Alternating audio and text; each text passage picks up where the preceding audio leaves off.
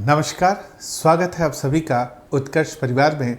मेरे साथ डॉक्टर विकास सिंह के साथ जो यूपी पीसीएस प्री में कल के पेपर में आपके भारतीय संविधान तथा राज्य व्यवस्था से प्रश्न पूछे गए हैं, उनका अर्थ सहित स्पष्टीकरण समझने का प्रयत्न करेंगे।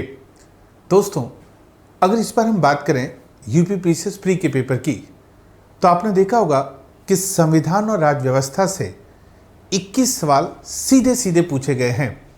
अगर हम करंट अफेयर्स के सवालों को छोड़ दें तो 21 सवाल तो सीधे सीधे संविधान और राज्य व्यवस्था से जुड़े हुए हैं। और आउट ऑफ 150 में ये 21 सवाल ये बताते हैं कि संविधान और राज्य व्यवस्था की आपके प्री के एग्ज़ाम को क्रैक करने में कितनी बड़ी भूमिका है।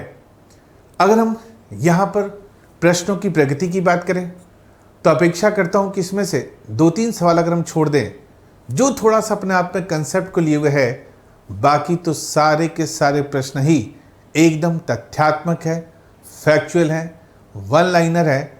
अगर आपने अच्छे से पढ़ाई कर रखी है, तथ्यों को देख रखा है, तो आप आसानी से इनके आंसर दे चुके होंगे। और मेरा ऐसा मानना भी है कि इन 21 सवालों में से कम आपके 18-19 सवाल तो सही होने ही चाहिए अगर आपके प्री के एग्ज़ाम को क्रैक करना है तो। क्योंकि जो प्रश्न पूछे गए हैं, अभी हम देखेंगे, अपनी प्रकृति में बहुत ही सीधे, बहुत ही सरल और बहुत ही तथ्यात्मक है। तो चलिए शुरुआत करते हैं इन प्रश्नों की और देखते हैं कि इनके ऑथेंटिक आंसर क्या हो सकते हैं। संविधान और राज्य व्यवस्था में पहला प्रश्न जो हमारे मॉडल पेपर में रखा गया है, क्या संविधान के किस भाग में पंचायती राज व्यवस्था संबंधी प्रावधान दिए गए हैं? भाग को पूछा गया, सीधा प्रश्न है। भाग 9 में, भाग 6 में, भाग 3 में, भाग 4 में। भाग 4 हमें पता है नीति निर्देशक तत्वों से संबंधित है। भाग 3 मूल अधिकार फंडामेंटल राइट से संबंधित है। भाग 6 राज्यों का शासन से संबंधित है। तो निश्चित तौर पर जो आंसर निकल के आता है एक बार में, वो है भाग 9 का संबंध किससे है? पंचायती राज व्यवस्था से है। और इस भाग 9 को हमने किस संवैधानिक संशोधन के माध्यम से जोड़ा था? तो वो संशोधन था 73वां संशोधन अधिनियम 1992 के माध्यम से। तो आंसर होगा ए, भाग 9 का संबंध किससे है? तो पंचायती राज व्यवस्था से। सीधा प्रश्न है, कहीं कोई कंफ्यूजन नहीं है। अगले प्रश्न पर गौर करें। भारतीय संघात्मक व्यवस्था फेडरल सिस्टम में तृतीय तल, थर्ड स्तर या थर्ड स्टेज कब जोड़ा गया? तो पहली बात तो उठती है कि तृतीय तल क्या होता है। तो तृतीय तल के लिए हम स्थानीय स्वशासन, लोकल सेल्फ एडमिनिस्ट्रेशन को या लोकल सेल्फ गवर्नेंस को प्रयोग करते हैं। अब प्रश्न में थोड़ी सी भाषा बदली गई है। भारतीय संघात्मक व्यवस्था में तृतीय तल अर्थात लोकल सेल्फ गवर्नेंस कब जोड़ा गया? अब यहां से आपको थोड़ा सा कंफ्यूजन की स्थिति है। जोड़ा गया विकल्प है 1990, 1991, 1992, 1993। मुझे लगता है कि आप इन दोनों विकल्पों में कंफ्यूजन की स्थिति में होंगे, 1992 और 1993। लेकिन दोस्तों, अगर आप प्रश्न की भाषा पर गौर करो, शब्द है जोड़ा गया, इसका मतलब है कि प्रावधान नहीं किया गया बल्कि जुड़ चुका। तो ऐसी स्थिति में जो आंसर निकलेगा वो आंसर डी निकलेगा 1993 में। क्योंकि आपको ज्ञात है कि 73 constitutional amendment act 1992, 74 constitutional amendment act 1992, ये तो प्रावधान थे, जुड़ा थोड़ी ना था। जुड़ा कब माना जाएगा? तो 24 अप्रैल 1993 से पंचायती राज की बात कर सकते हैं, 1 जून 1993 से नगरीय शासन की बात कर सकते हैं। 24 अप्रैल 1993 से पंचायती राज संबंधी प्रावधान और 1 जून 1993 से नगरीय शासन संबंधी प्रावधान लागू हो गए थे। तो अगर प्रश्न में हम जोड़ा शब्द पर ध्यान दें, प्रावधान नहीं जोड़ा शब्द, तो वहां पर जो आंसर निकलेगा वो निकलेगा डी 1993। पंचायती राज संबंधी प्रावधान 24 अप्रैल 1993 को पूरे भारत में लागू किए गए और नगरीय पालिका या अर्बन एडमिनिस्ट्रेशन की बात की जाए तो 1 जून 1993 को होगा। तो इस आधार पर जो एग्जैक्ट आंसर होना चाहिए वो डी होना चाहिए 1993, ना कि 1992। 1992 में प्रोविज़न किया गया था, लेकिन लागू हुआ, पारित हुआ, प्रभावी हुआ, क्रियान्वित हुआ, इम्प्लीमेंट हुआ, एग्जीक्यूट हुआ, तो वहाँ पर जो ईयर प्रयोग किया जाएगा वो होगा डी 1993। अगले प्रश्न पर गौर करें। अगले प्रश्न में पूछा गया, निम्नलिखित में से कौन सा संविधान के अनुच्छेद 3 के तहत संसद के कानून द्वारा संभव नहीं है? आर्टिकल 3 में क्या संसद के द्वारा कानून के माध्यम से संभव नहीं है? कुछ विकल्प दिए गए हैं। ए, नए राज्यों का गठन, बी, राज्यों के क्षेत्रों में परिवर्तन, सी, राज्यों की सीमाओं में परिवर्तन, डी, नए राज्यों का प्रवेश। अब प्रश्न किस आर्टिकल के संदर्भ में पूछा जा रहा है? आर्टिकल 3। आपको ज्ञात होगा कि आर्टिकल 3 संसद को शक्ति देता है कि भारत में विद्यमान राज्य क्षेत्रों में किसी भी भाग को काटकर 2 या 2 से अधिक राज्यों के भागों को मिलाकर नए राज्य का गठन कर सकती है, राज्यों के क्षेत्र और सीमाओं में परिवर्तन कर सकती है, उनके नाम में परिवर्तन कर सकती है। लेकिन नए राज्यों के प्रवेश की शक्ति आर्टिकल 3 में नहीं है, बल्कि ये शक्ति संसद की आर्टिकल 2 में है, जिसके अंतर्गत संसद को शक्ति दी गई है कि वह किसी भी नए राज्य की प्रवेश कर सकती है अथवा स्थापना कर सकती है। और संसद की यह शक्ति विदेशी राज्य क्षेत्र को लेकर है। जैसे फॉर एग्जाम्पल सिक्किम पहले भारतीय संघ का हिस्सा नहीं था, उसे जो हमने भारतीय संघ में शामिल किया, बाकायदा ये शक्ति संसद को किस आर्टिकल के अंतर्गत प्राप्त है? तो 2 के अंतर्गत। तो ऊपर के तीनों, चाहे नए राज्यों का गठन हो, क्षेत्र में परिवर्तन हो, सीमाओं में परिवर्तन हो, नाम में परिवर्तन हो, ये सारी शक्ति संसद को आर्टिकल 3 में निहित है। लेकिन प्रश्न में पूछा जा रहा है कि कौन सा आर्टिकल 3 में कानून में संभव नहीं है? तो जो डी ऑप्शन है ये आर्टिकल 2 के अंतर्गत निहित है, ना कि आर्टिकल 3 के अंतर्गत। तो निश्चित तौर पर आंसर होगा डी, नए राज्यों का प्रवेश। अगले प्रश्न पर गौर करें।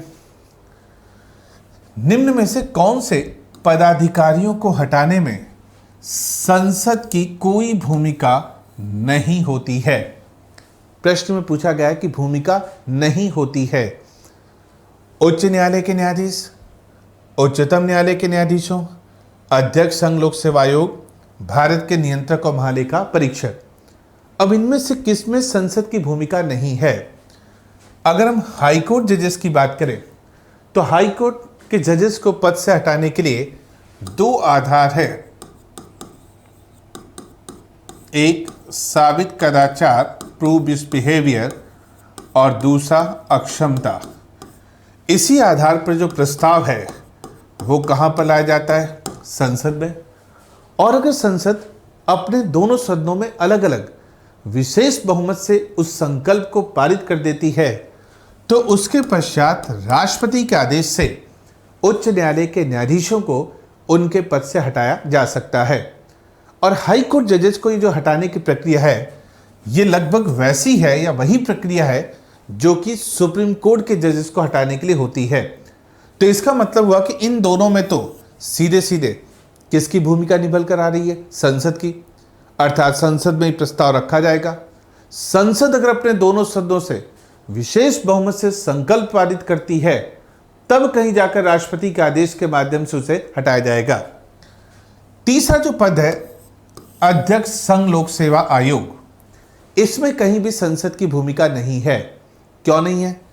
तो बाकायदा आर्टिकल 317 के अंतर्गत उल्लेखित किया गया है कि संघ लोक सेवा आयोग के अध्यक्ष को केवल एक आधार पर कदाचार या दुराचरण, मिसबिहेव के आधार पर हटाया जाएगा और इस कदाचार की जांच सुप्रीम कोर्ट के द्वारा की जाएगी और सुप्रीम कोर्ट के जांच के पश्चात राष्ट्रपति के आदेश के माध्यम से उसे हटाया जा सकेगा। इसका मतलब हुआ कि यहां पर पार्लियामेंट की कोई भूमिका नहीं है।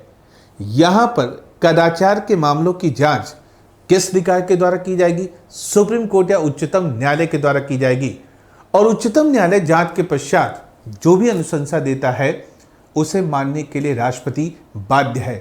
तो यहां पर कोई रोल संसद का नहीं है।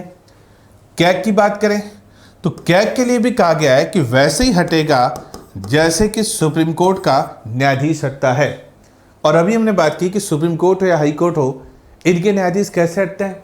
साबित कदाचार या अक्षमता के आधार पर संसद द्वारा विशेष बहुमत से पारित संकल्प के पश्चात राष्ट्रपति के आदेश के माध्यम से।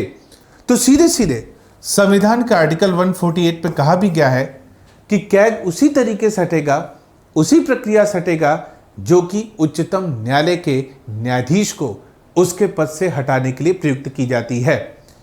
अब प्रश्न में पूछा जा रहा है कि किसमें भूमिका नहीं है।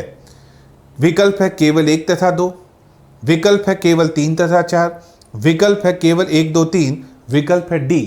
तो नहीं के संदर्भ में जो हमारा आंसर निकल कर आएगा वो है डी, केवल 3। चेयरमैन ऑफ यूपीएससी संघ लोक सेवा आयोग के अध्यक्ष को हटाने में संसद की कहीं कोई भूमिका नहीं होती है। वहां पर जो भूमिका है वो सुप्रीम कोर्ट की है और उसकी जांच के पश्चात राष्ट्रपति पद से हटाएगा। संसद का कोई रोल नहीं होगा। तो आंसर हो जाएगा डी, केवल 3। अगले प्रश्न पर गौर करें।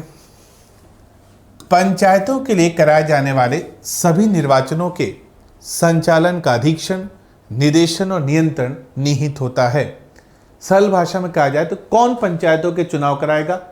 कौन पंचायतों के चुनाव की मतदाता सूची का निर्माण करेगा? राज्यपाल में, भारत के निर्वाचन आयोग में, जिला पंचायती राज अधिकारी में, राज्य निर्वाचन आयोग में। तो आप सभी को ज्ञात होगा कि 73वें संशोधन अधिनियम 1992 के माध्यम से पंचायतों के समस्त चुनावों का संपादन, निरीक्षण और निरीक्षण करने के लिए एवं उनकी मतदाता सूची के निर्माण के लिए आर्टिकल 243 के अंतर्गत किसका प्रावधान किया गया है? स्टेट इलेक्शन कमीशन या राज्य निर्वाचन आयोग का, जो कि पंचायतों के चुनावों का संचालन करेगा, अधीक्षण करेगा, निदेशन करेगा, नियंत्रण करेगा। रही बात अगर कंफ्यूजन भारत के निर्वाचन आयोग से हो, तो भारत का जो केंद्रीय निर्वाचन आयोग है ये तो केवल और केवल राष्ट्रपति, प्रेसिडेंट, उपराष्ट्रपति, वाइस प्रेसिडेंट, संसद, पार्लियामेंट अर्थात लोकसभा और राज्यसभा, राज्य विधानमंडल अर्थात विधानसभा और विधान परिषदों के चुनावों का संचालन, अधीक्षण तथा नियंत्रण करता है। इसका पंचायती राज और नगरीय शासन के चुनावों से कोई लेना देना नहीं है। तो कौन कराएगा पंचायती राज के चुनाव? स्टेट इलेक्शन कमीशन कराएगा, जिसे 73वें संशोधन अधिनियम 1992 के माध्यम से आर्टिकल 243 के अंतर्गत क्या दी गई है? मान्यता दी गई है। तो आंसर होगा निश्चित तौर पर डी। अगले प्रश्न पर गौर करें। निम्नलिखित युग्मों में से कौन सा एक सुमेलित नहीं है? प्रश्न में ध्यान दीजिए, सही नहीं है। इंटर स्टेट काउंसिल आर्टिकल 263 सही है। राष्ट्रपति के द्वारा केंद्र तथा राज्यों के मध्य सहयोग स्थापित करने के लिए, राज्यों के मध्य उत्पन्न विवादों के समाधान के लिए, लोकहित की दृष्टि से आर्टिकल 263 में इंटर स्टेट काउंसिल का गठन किया जाता है। और सरकारी आयोग की रिकमेंडेशन पर 1990 में पहली बार भारत में इंटर स्टेट काउंसिल का गठन किया गया था, जिसकी अध्यक्षता प्रधानमंत्री के द्वारा की जाती है। ठीक है, पहला कथन। फाइनेंस कमीशन आर्टिकल 280 केंद्र तथा राज्यों के बीच वित्त की समीक्षा के लिए, राज्यों को भारत की संचित निधि से अनुदान प्रदान करने के लिए बाकायदा राष्ट्रपति के द्वारा प्रत्येक 5 वर्ष पर एक फाइनेंस कमीशन का गठन किया जाता है, जो राष्ट्रपति को सलाह देता है। ये भी ठीक है। प्रशासनिक न्यायाधिकरण एडमिनिस्ट्रेशन ट्रिब्यूनल आर्टिकल 323 का 42 कॉन्स्टिट्यूशनल अमेंडमेंट एक्ट 1976 के माध्यम से बाकायदा आर्टिकल 323 क्लॉज ए के अंतर्गत एडमिनिस्ट्रेटिव ट्रिब्यूनल को भी या प्रशासनिक न्यायाधिकरण को भी मान्यता दी गई है। संघ लोक सेवा आयोग ये भी सही है। यूपीएससी का प्रोविजन बाकायदा आर्टिकल 315 में कहा किया गया है, जहां पर कहा गया है कि भारत में केंद्र में संघ लोक सेवा आयोग और राज्यों में राज्य लोक सेवा आयोग होगा। तो दोस्तों, ऐसी स्थिति में लग रहा है कि सारे के सारे सुमेलित हैं, जबकि प्रश्न में पूछा जा रहा है कि कौन सा सुमेलित नहीं है। तो निश्चित तौर पर इस प्रश्न के दो तरीके हो सकते हैं। या तो इस प्रश्न को डिलीट किया जाएगा। क्यों डिलीट किया जाएगा? क्योंकि हम देख रहे हैं कि सारे के सारे विकल्प ही सही हैं। आर्टिकल 263 में अंतर्राज्य परिषद की बात की गई है, 280 में फाइनेंस कमीशन बताया गया, 323 क में प्रशासनिक अधिकरण की बात की गई, 315 में संघ लोक सेवा आयोग हो गया। या तो इस प्रश्न को डिलीट किया जाएगा और या तो सभी को कॉमन मार्किंग की जाएगी। जो भी किया जाएगा आपके लिए फायदेमंद है। डिलीट भी किया जाएगा तो सबके लिए डिलीट है, और अगर कॉमन मार्किंग हुई तो सभी को कॉमन मार्किंग मिलेगी, क्योंकि प्रश्न का ही आंसर ही क्या है? गलत। प्रश्न में पूछा जा रहा नहीं है, जबकि सारे के सारे क्या है? सुमेलित है। सभी उत्तर क्या है? ठीक है।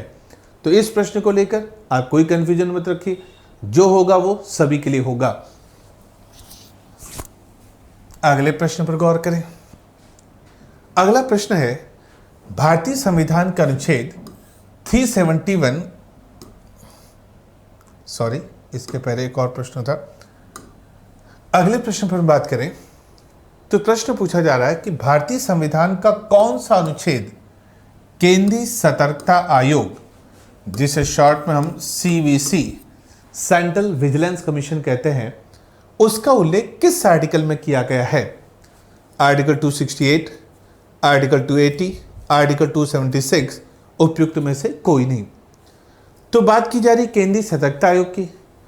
केंद्रीय सतर्कता आयोग की तो स्थापना फरवरी 1964 में एक व्यक्ति जिनका नाम था के संथानम, इनके नेतृत्व में जो भ्रष्टाचार निवारण समिति बनी थी उसकी अनुशंसा पर की गई थी, और इसे पहली बार 2003 में संसद के द्वारा बाकायदा कानून के माध्यम से वैधानिक मान्यता प्रदान की गई। इसका मतलब हुआ कि केंद्रीय सतर्कता आयोग एक वैधानिक संस्था है, एक सांविधिक संस्था है, संवैधानिक या कॉन्स्टिट्यूशनल बॉडी नहीं है। इसका संविधान में कहीं भी जिक्र नहीं किया गया है। ये कैसी संस्था है? कानूनी, वैधानिक या सांविधिक संस्था है। संवैधानिक संस्था नहीं है। संविधान के किसी भी अनुच्छेद में इसका उल्लेख नहीं है, और 2003 में पहली बार इसे वैधानिक मान्यता मिली है। तो आंसर होगा डी, उपयुक्त में से कोई नहीं, क्योंकि एक ऐसी संस्था है तो वैधानिक। अगले प्रश्न पर गौर करें। भारतीय संविधान का आर्टिकल 371 जे के अंतर्गत देश के किस क्षेत्र को विशेष स्थिति प्रदान की गई है? विकल्प है नागालैंड, हैदराबाद और कर्नाटक, महाराष्ट्र, गुजरात, लद्दाख। अगर हम बात करें 371 जे की, तो 98 संविधान संशोधन 2012 के माध्यम से आर्टिकल 371 जे जोड़ा गया। इसके अंतर्गत कर्नाटक के राज्यपाल को कर्नाटक तथा हैदराबाद के डेवलपमेंट के लिए कुछ विशेष अधिकार प्रदान किए गए। तो जाहिर सी बात है कि ये किससे संबंधित हो गया? हैदराबाद और कर्नाटक से। किस कॉन्स्टिट्यूशनल अमेंडमेंट एक्ट के माध्यम से जोड़ा गया? तो वो अमेंडमेंट कौन सा हो जाएगा? 98। तो यहां पर आंसर हो जाएगा बी, हैदराबाद और कर्नाटक की जो विशेष स्थिति है उसका उल्लेख आर्टिकल 371 जे में किया गया है, जो कि 98 कॉन्स्टिट्यूशनल अमेंडमेंट एक्ट 2012 की देन है। अगले प्रश्न पर गौर करें। निम्नलिखित में से कौन सा एक सही सुमेलित नहीं है? प्रश्न पर हमें ध्यान देना है। प्रश्न में नहीं पूछा जा रहा है, और मैं अपेक्षा करता हूं कि एग्जामिनेशन हॉल में आपने प्रश्नों को बहुत अच्छे से पढ़कर ही आंसर दिया होगा। ऐसी कोई जल्दबाजी नहीं की होगी कि आपने है समझकर आंसर दिया हो, क्योंकि यही ह्यूमन एरर हमें सिलेक्शन से बाहर कर देता है। एक तरफ कुछ प्रावधान दिए गए हैं, दूसरी तरफ कुछ भाग दिए गए हैं। मूल कर्तव्य संविधान के भाग 4 क या ए में है, ठीक है। राज्य भाग 6 में है, ठीक है। भारत का महान्यायवादी भाग 8 में है, ये प्रावधान गलत है। महान्यायवादी जो भारत सरकार को कानूनी मामलों में सलाह देता है, इसका उल्लेख केंद्र के शासन प्रणाली में है और केंद्र का जो संघ का शासन है उसका उल्लेख भाग 5 में है। और उस भाग 5 में राष्ट्रपति, उपराष्ट्रपति, प्रधानमंत्री तथा मंत्रिपरिषद एवं महान्यायवादी का उपबंध किया गया है। भाग 8 तो राज्यों के व्यापार और वाणिज्य की स्वतंत्रता का उल्लेख है, लेकिन बात की जा रही महान्यायवादी की तो भाग 8 में नहीं बल्कि भाग किस में है तो 5 में है। इसी तरह से अच्छा यहाँ पे भाग 18 है। इसी तरह से संघ और राज्यों के अधीन सेवाएं तो बाकायदा भाग 14 में संघ और राज्यों के अधीन सेवाओं को उल्लेख किया गया है।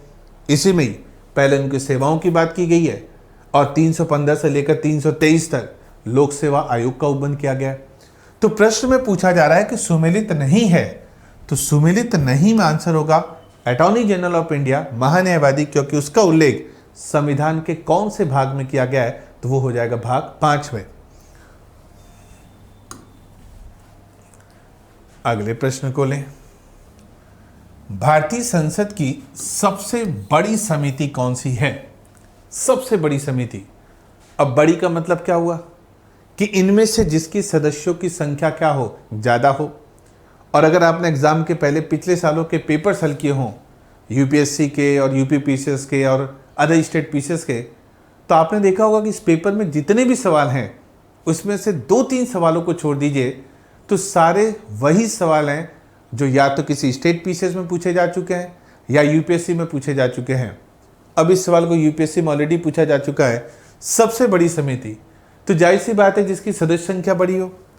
लोक लेखा समिति, इसमें 22 सदस्य होते हैं, 15 सदस्य लोकसभा से और 7 सदस्य राज्यसभा से 1 वर्ष के लिए चुने जाते हैं।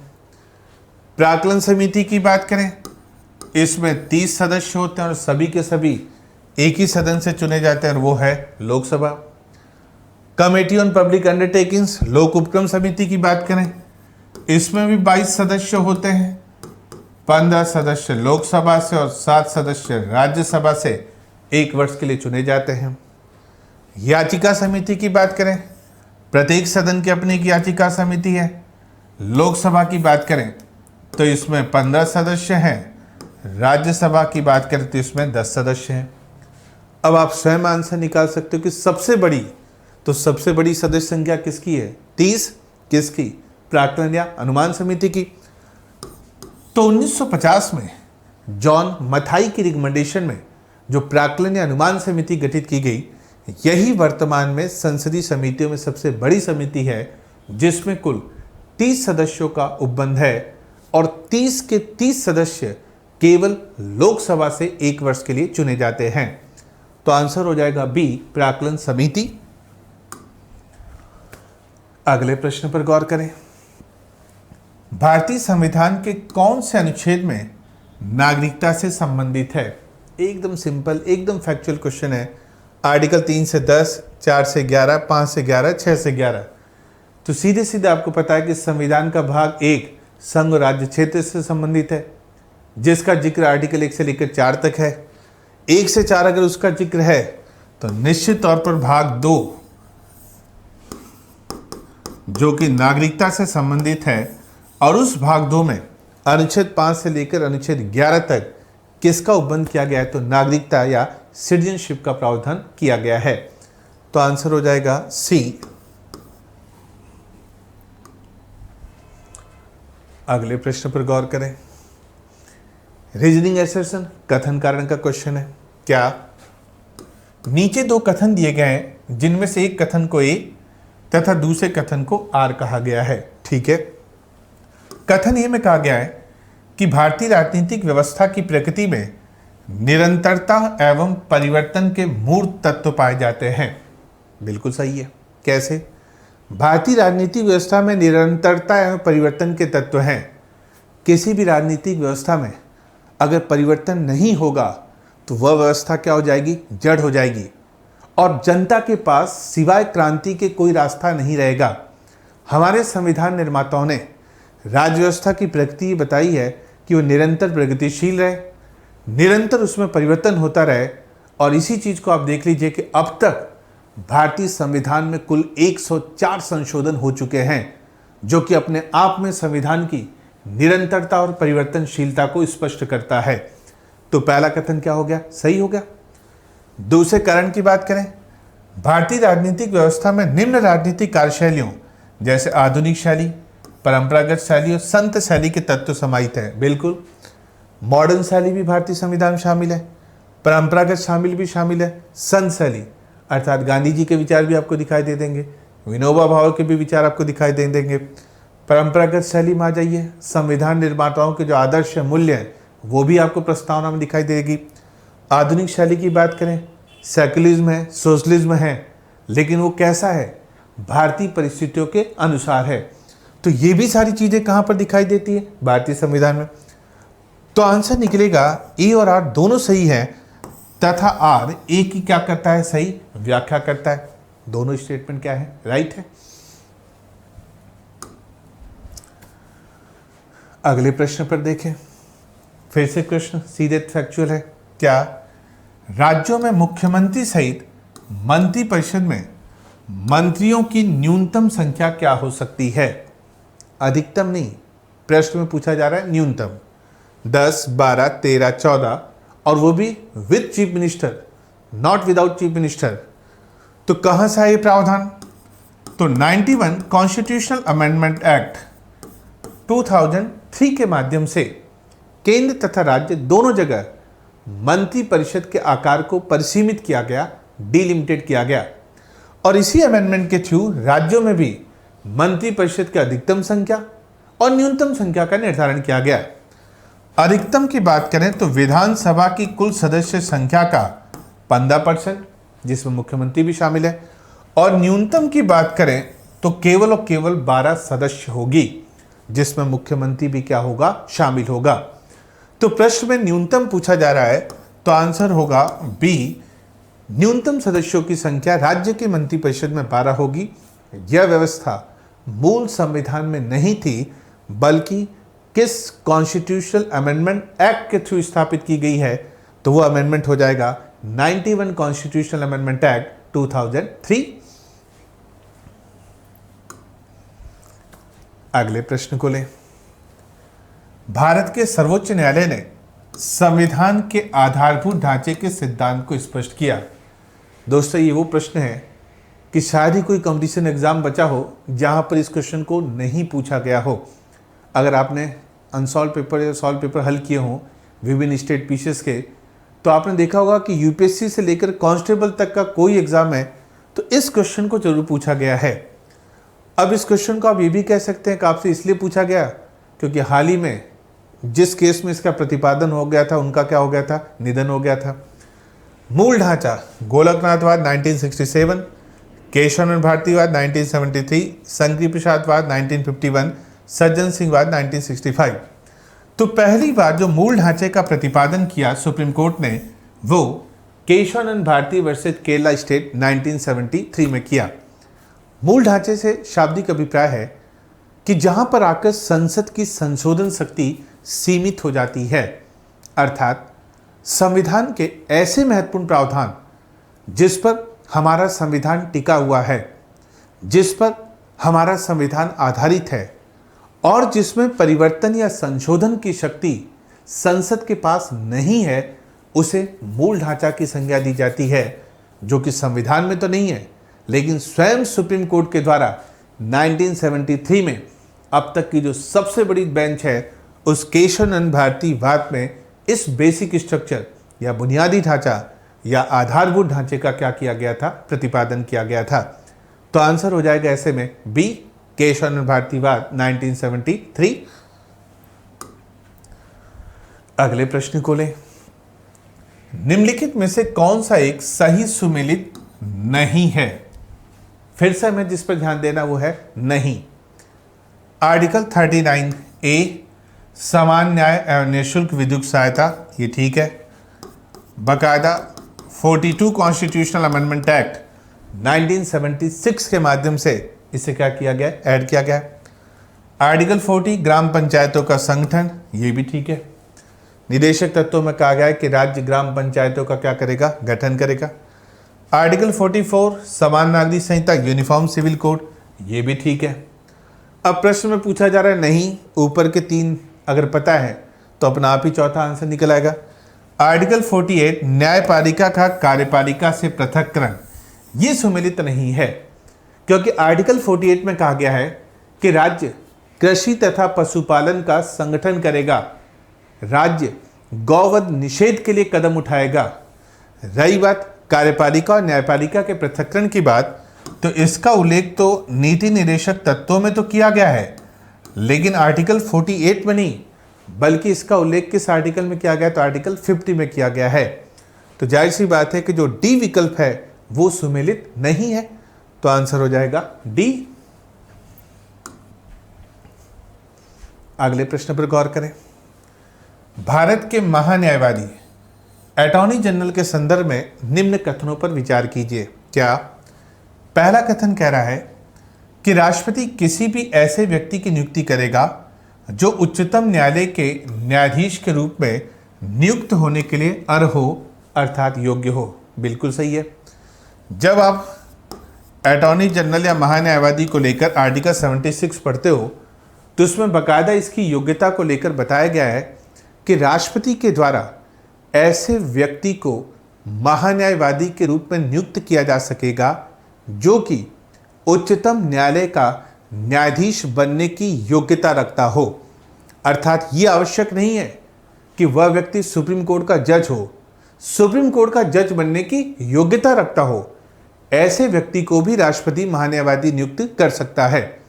अब सुप्रीम कोर्ट का जज बनने की योग्यता रखता हो, इससे क्या मतलब है कि भाई वह भारत का क्या हो, नागरिक हो, 5 वर्ष तक उच्च न्यायालयों में न्यायाधीश की भूमिका निभा चुका हो, या 10 वर्ष तक उच्च न्यायालयों में वकील के रूप में कार्य कर चुका हो, या राष्ट्रपति की नज़र में पारंगत विधिवेत्ता कानून विशेषज्ञ हो, तो ऐसा व्यक्ति सुप्रीम कोर्ट में जज के रूप में नियुक्त किया जा सकता है। और ऐसे ही योग्यता रखने वाले व्यक्ति को राष्ट्रपति के द्वारा बाकायदा कहाँ पर नियुक्त किया जा सकता है, महान्यायवादी के रूप में। तो पहला कथन ठीक है।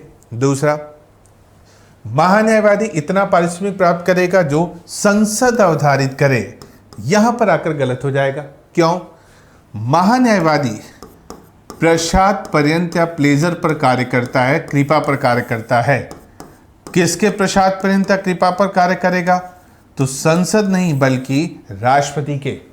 इसका मतलब हुआ कि महान्यायवादी उसी पारिश्रमिक का उपयोग करेगा, उसी वेतन भत्तों का उपयोग करेगा जिसका निर्धारण संसद नहीं बल्कि किसके द्वारा किया जाएगा, तो वो पदाधिकारी कौन सा हो जाएगा? राष्ट्रपति। जबकि यहां पर जो बात की जा रही है वो किसको लेकर की जा रही है? संसद को। अब प्रश्न में पूछा जा रहा है कि सही उत्तर को चूज कीजिए, तो सही उत्तर तो केवल एक सही है, 2 गलत है। इस आधार पर आंसर होगा ए, केवल एक सही है। यही अगर प्रश्न होता क्या गलत है तो आंसर हो जाता 2। तो हमें प्रश्न करते समय सही, गलत, असत्य है, नहीं है, इन शब्दों को विशेष फोकस करना चाहिए। यहां पर केवल एक सही है, दूसरा कथन क्या हो जाएगा? गलत, क्योंकि इसके वेतन भत्ते संसद नहीं बल्कि जिस पदाधिकारी के द्वारा निर्धारित किए जाते हैं वो पदाधिकारी कौन माना जाता है? तो राष्ट्रपति। अगले प्रश्न को लें। नीचे 2 कथन दिए गए हैं जिनमें से एक को कथन ए तथा दूसरे को कथन कारण आर कहा गया है। ठीक है। कथन ए क्या है? भारतीय संघात्मक व्यवस्था को अर्ध संघात्मक कौन सी फेडरलिज्म कहा जाता है? ठीक है। अगर कहा जाए कि किसने कहा, तो एक व्यक्ति जिनका नाम था केसी वियर, उनके द्वारा स्टेटमेंट दिया गया। क्यों दिया गया? तो केसी वियर का ये मानना था कि भारतीय संघीय प्रणाली में एकात्मक लक्षणों की प्रबलता है, संघीय लक्षण नाममात्र के हैं, अतः कैसा है? तो अर्धसंघात्मक। संघात्मक व्यवस्था के भी लक्षण है, शक्तियों का विभाजन है, द्वैध सरकार है, लिखित कठोर सर्वोच्च संविधान है, सुप्रीम कोर्ट है। वहीं एकात्मक लक्षण ज़्यादा है, राज्यपाल का पद है, शक्तियों का विभाजन केंद्र के पक्ष में है, एकल नागरिकता है, एकीकृत न्यायपालिका है, एकल संविधान है, राज्यपाल का पद है, आपातकालीन प्रावधान है, अखिल भारतीय सेवाएं हैं। ये सारे के सारे कैसे लक्षण हो गए? एकात्मक। ठीक है। कारण, भारत में एक स्वतंत्र न्यायपालिका है जिसे न्यायिक पुनरावलोकन का अधिकार है। कथन ये भी सही है। भारत में न्यायपालिका एकदम स्वतंत्र है, उसे न्यायिक पुनरीक्षण का अधिकार है, अर्थात वह संसद द्वारा बनाए गए कानून या कार्यपालिका के किसी भी आदेश की समीक्षा कर सकती है। अब इसमें सही उत्तर चूज करना है। पहला, ए और आर दोनों सही है, आर ए की सही व्याख्या करता है। तो आप देखिए कि दोनों स्टेटमेंट तो सही है, लेकिन दोनों एक दूसरे की व्याख्या नहीं करते। ये तो एक कमेंट है कि ठीक है, भारतीय संघीय व्यवस्था कैसी है, अर्थसंघात्मक। जो इसका कारण बताया जा रहा है, इसका अर्थसंघात्मक से कोई लेना देना नहीं है। तो सही तो है लेकिन व्याख्या नहीं करता। दूसरा, ए और आर दोनों सही है परंतु आर ए की सही व्याख्या नहीं करता है। तो निश्चित तौर पर यहां पर जो आंसर निकलेगा वो बी निकलेगा। सही तो है लेकिन व्याख्या नहीं करता। अब कई बार आप ऐसे प्रश्न में तुक्का लगाते हो कि जब भी पूछा जाता है तो आंसर ए लगा देते हो, इसीलिए एग्जामिनर ने एक प्रश्न में आपको विकल्प दिया कि तुक्का लगा दो, दूसरे में अगर आप वापस ये तुक्का लगाओगे तो गलत होगा, क्योंकि इस प्रश्न को करने के लिए कंसेप्ट की आवश्यकता है। और जैसा कि मैंने आपसे कहा कि एक ही दो तो प्रश्न पूछे गए आपसे जो इस पेपर में कंसेप्चुअल है, बाकी तो सारे प्रश्न वन वर्ड वाले हैं, फैक्चुअल है। तो यहां पर आंसर होगा बी, ए और आर दोनों सही है परंतु आर ए की सही व्याख्या नहीं करता है। अगले प्रश्न को ले। निम्नलिखित में से किस पर गतिरोध डेडलॉक होने पर लोकसभा राज्यसभा की संयुक्त बैठक हो सकती है? संयुक्त बैठक कौन आहूत करता है? तो आर्टिकल 108 के अंतर्गत संयुक्त बैठक राष्ट्रपति के द्वारा आहूत की जाती है। और यह अलग बात है कि उसकी अध्यक्षता आर्टिकल 118(4) के अंतर्गत लोकसभा अध्यक्ष स्पीकर के द्वारा की जाती है। अब ये राष्ट्रपति संयुक्त बैठक किस विधेयक पर बुलाता है? सामान्य विधेयक, धन विधेयक, संविधान संशोधन विधेयक, विनियोग विधेयक। तो राष्ट्रपति के द्वारा संयुक्त बैठक केवल और केवल ऑर्डिनरी बिल या साधारण विधेयक पर बुलाई जाती है। वो भी कब? जब एक सदन से विधेयक पारित हुआ, दूसरा सदन उस पर सहमति देने से इनकार कर दे, या दूसरे सदन के द्वारा जो उसमें संशोधन किए गए हैं उस पर पहला सदन सहमत नहीं है। तीसरा, दूसरा सदन उसे सीधे से अस्वीकृत कर दे।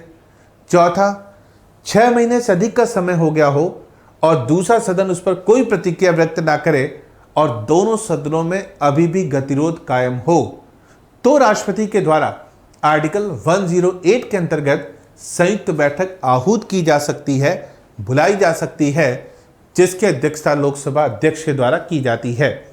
अब तक भारत में 3 बार संयुक्त बैठक बुलाई भी जा चुकी है। पहला 1961 दहेज निषेध विधेयक को लेकर, दूसरा 1978 बैंकिंग सर्विस एक्ट या बैंकिंग सेवा अधिनियम को लेकर, तीसरा 2002 पोटा को लेकर। धन विधेयक को लेकर संयुक्त बैठक उपबंध नहीं है। धन विधेयक पर तो सहमति देने के लिए राष्ट्रपति क्या है? बाध्य, क्योंकि धन विधेयक रखा ही किसकी अनुमति से जाता है? तो राष्ट्रपति की। धन विधेयक में लोकसभा की स्थिति सुदृढ़ है। संविधान संशोधन विधेयक, इस पर भी अनुमति देने के लिए राष्ट्रपति बाध्य है। और संविधान संशोधन विधेयक पर तो संसद के दोनों सदनों की स्थिति कैसी है? बराबर है, कहीं पर रखा जा सकता है, और अगर विरोध हुआ तो वो विधेयक वहीं पर क्या हो जाता है? समाप्त। तो जॉइंट सिटी का प्रोविजन केवल और केवल किस पर किया गया है? तो ऑर्डिनरी बिल या साधारण विधेयक पर किया गया है। और केवल भारतीय संविधान में आर्टिकल 108 में ही इस संदर्भ में गतिरोध शब्द का प्रयोग किया गया है। तो आंसर हो जाएगा ए। नेक्स्ट प्रश्न की बात करें। भारत की संविधान सभा ने निम्नलिखित में से किस तिथि को राष्ट्रीय ध्वज को अपनाया? संविधान सभा ने राष्ट्रीय ध्वज को स्वीकृति कब दी थी? विकल्प है 22 जनवरी 1950, 24 जनवरी 1950, 22 जुलाई 1947, 22 जुलाई 1948। सीधे तथ्यात्मक क्वेश्चन है। संविधान सभा ने 22 जुलाई 1947 को ही तिरंगे को राष्ट्रीय ध्वज के रूप में क्या प्रदान की थी? सहमति। 24 जनवरी को तो राष्ट्रीय गीत को मान्यता दी थी, राष्ट्रीय गान को मान्यता दी थी, राजेंद्र प्रसाद को राष्ट्रपति घोषित किया था। लेकिन बात है राष्ट्रीय ध्वज की, तो राष्ट्रीय ध्वज की बात की जाए तो आंसर होगा सी, 22 जुलाई 1947। अगले प्रश्न पर गौर करें। राष्ट्रीय महिला आयोग के निम्नलिखित अध्यक्षों पर विचार कीजिए। नेशनल कमीशन फॉर वुमेन के कुछ अध्यक्षों के नाम दिए हुए हैं। इनकी नियुक्ति का सही कालानुक्रम नीचे दिए गए कोड को चुनिए। अब दोस्तों, ये जो प्रश्न है, ये ऐसे प्रश्न का आंसर करने के लिए या तो जितने भी आयोग आपके पाठ्यक्रम में हैं वो सारे अध्यक्ष आपको कार्यकाल सहित याद हो, तभी आप इनका एग्जैक्टली आंसर दे सकते हो, या बेहतर रहता है कि ऐसे प्रश्न अगर हमें एग्जैक्टली पता है तब तो हम करें, नहीं तो हम उसे क्या कर दें, छोड़ दें, क्योंकि नेगेटिव मार्किंग में कई बार ये हमारे लिए क्या हो जाता है, घातक। किसी भी आयोग को लेकर पूछा जा सकता है। जयंती पटनायक, ममता शर्मा, डॉक्टर गिरिजा व्यास, डॉक्टर पूर्णिमा अडवाणी। अगर इस आधार पर हम सुमेलित करें तो सबसे पहले जयंती पटनायक जब स्थापित हुआ था, उसके पश्चात पूर्णिमा अडवाणी, उसके पश्चात डॉक्टर गिरिजा व्यास और उसके पश्चात ममता शर्मा है। तो ऐसी स्थिति में आंसर होगा डी 1, 4, 3 और 2। ये प्रश्न अगर आपका गलत भी है तो इसके लिए आप कुछ नहीं कर सकते, क्योंकि जैसा मैंने आपसे बताया, या तो सारे आयोगों के अध्यक्षों के नाम कार्यकाल सहित याद हो तभी आप एग्जैक्टली आंसर दे सकते हो। तो ऐसा क्वेश्चन अगर इजी में सही हो जाता तो ठीक, नहीं तो एग्जामिनेशन हॉल में ऐसे प्रश्नों को हमें करने से बचना चाहिए। जानबूझकर एग्जामिनर से पूछा जाता है कि ताकि आप ऐसे क्वेश्चन में उलझो। तो यहां पर आंसर होगा डी 1, 4, 3, 2। अगले प्रश्न को लें। सूची 1 और सूची 2 को सुमेलित कीजिए तथा नीचे दिए गए कूट से सही उत्तर को चुनिए। क्या एक तरफ कुछ अनुच्छेद है, दूसरी तरफ कुछ प्रावधान है?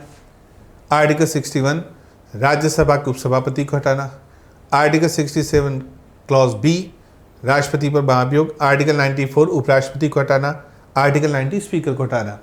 हम सुमेलित करें। हम सभी को पता है कि आर्टिकल 61 किससे संबंधित है? राष्ट्रपति पर महाभियोग से, उसके पद से हटाने से। आर्टिकल 67 बी किससे संबंधित है? तो उपराष्ट्रपति को उसके पद से हटाने से। तो पहले का 2 हो गया, दूसरे का 3 हो गया। आर्टिकल 94 लोकसभा अध्यक्ष या स्पीकर को कैसे उसके पद से हटाया जाता है उसकी प्रक्रिया को बताता है। और आर्टिकल 90 में राज्यसभा के उपसभापति को उसके पद से हटाने की प्रक्रिया बताई गई है। अब फैक्चुअल क्वेश्चन है, एक तरफ आर्टिकल है, एक तरफ कुछ प्रोविजन दिया गया है। इस आधार पर हम आंसर निकालें तो पहले का 2, दूसरे का 3, तीसरे का 4, चौथे का 1, और वो आंसर निकल कर आ रहा है आपका सी 2, 3, 4, 1। इस तरह से हम क्या कर सकते हैं, सुमेलित कर सकते हैं। तो दोस्तों, हम देख रहे हैं कि ये 21 सवाल सीधे सीधे पॉलिटी अर्थात संविधान तथा राज्य व्यवस्था से है। और इस पूरे प्रश्न में 1 या 2 प्रश्नों को छोड़ दीजिए जहां पर आपसे थोड़ी सी कंसेप्ट की अपेक्षा रखी गई है, बाकी सारे के सारे क्वेश्चन फैक्चुअल है। अपेक्षा करता हूं कि इसमें से आपने कम से कम 21 में से 18-19 सवाल तो आसानी से सही किए होंगे अगर आपने थोड़ी सी सीरियस रह के पीसेस की तैयारी की है। तो चलिए, ये कुछ प्रश्न थे जिसे आपने मेरे साथ डॉक्टर विकास सिंह के साथ समझा, और इसी के साथ मैं आप सभी को अपेक्षा करता हूं कि आप सभी मेंस में अपीयर होंगे। All the best for mains. नमस्कार, धन्यवाद।